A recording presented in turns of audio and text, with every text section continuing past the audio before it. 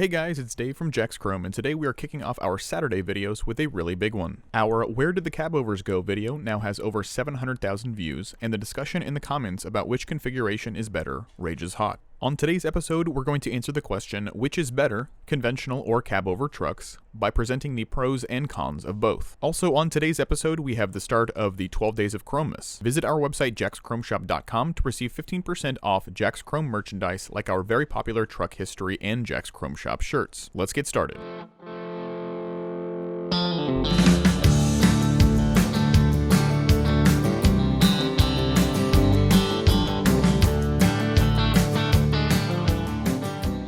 The debate between conventional and cabover has raged for many decades throughout not only the North American truck market, but also worldwide. As it stands, conventional trucks make up an overwhelming majority of rigs operated in the North American market. The exact opposite can be said for Europe and many Asian countries. Why is this the case? The answer seems simple at first, but there are many contributing factors including fuel economy, maneuverability, comfortability, and ease of access. Let's first take a look at your average conventional rig and see where they line up.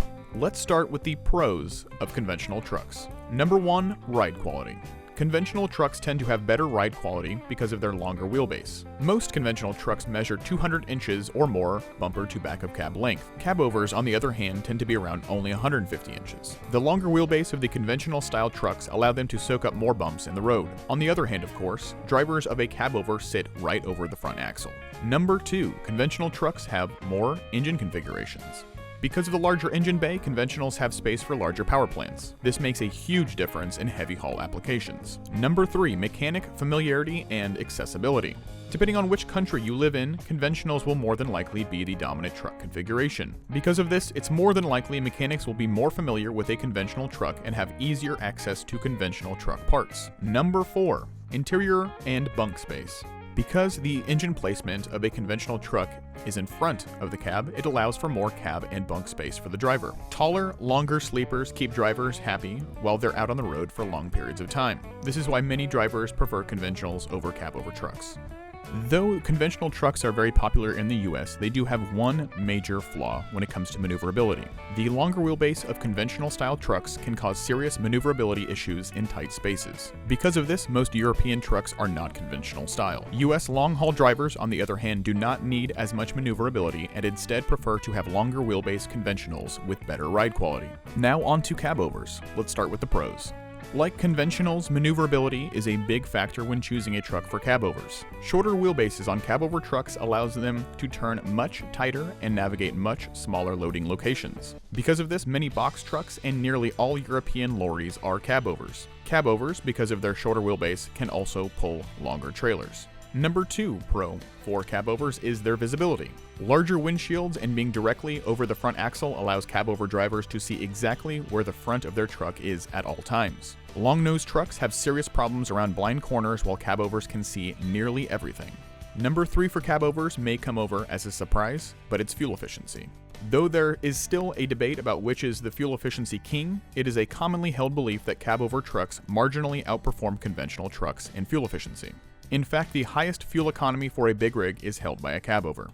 The lighter weight of the cabover trucks contributes significantly to this fact. There are obvious cons to cabovers, starting with the ride quality. Because the cab is directly above the front axle, cabovers are notorious for having a bad ride. Many drivers have noted that cabover trucks caused their back problems after driving them for many years. Number 2 is safety.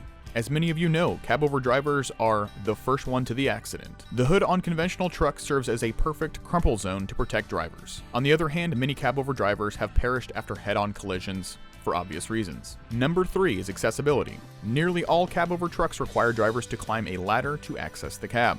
Not only that, sleepers in cabover trucks are normally very crowded and difficult to get into. Number 4, availability. Depending on your country, cabover trucks are more than likely a small minority of the rigs on the road. Many manufacturers stopped making cabover models for the North American market in the early 2000s and have no plans of bringing them back. Because of this, finding clean, well-maintained cabover trucks can be a real chore, and finding replacement parts can be even harder. Number 5, windshield damage. There is strong anecdotal evidence that windshields on cabover trucks take a much higher beating from rocks and road debris. Many cabover owners install rock guards to protect the front of their trucks. Conventional trucks trucks with their long hoods deflect debris and help keep the cab and windshield more safe. Last but not least, number 6, engine noise. Because the power plant of a Cabover is directly below the cab, engine noise in Cabover trucks is much greater than in a conventional. This can cause discomfort or even hearing loss depending on the truck. Many Cabover owners with early Detroit engines report permanent damage to their hearing after driving for a couple years. Let's loop back around and ask the question now that we've compared the pros and cons of conventional and Cabover trucks. The biggest factor when it comes to which is better is the application of the truck. Longer, heavier, more comfortable conventional trucks are perfectly suited for the long-haul applications in North America and Australia. Cabover configurations with their shorter wheelbases and better visibility are much better suited for the tight roads of Europe, Asia, and most of South America. While both styles of trucks are popular on the custom truck scene, in our opinion, there's nothing like seeing a classic Cabover rolling down the highway or at a show. Let us know what your opinion is on the Cabover versus conventional debate in the comment section below. Thank you guys so much for watching our Big Questions About Big Rigs series. Before you leave, make sure you like the video, check out our other videos on this channel, and subscribe.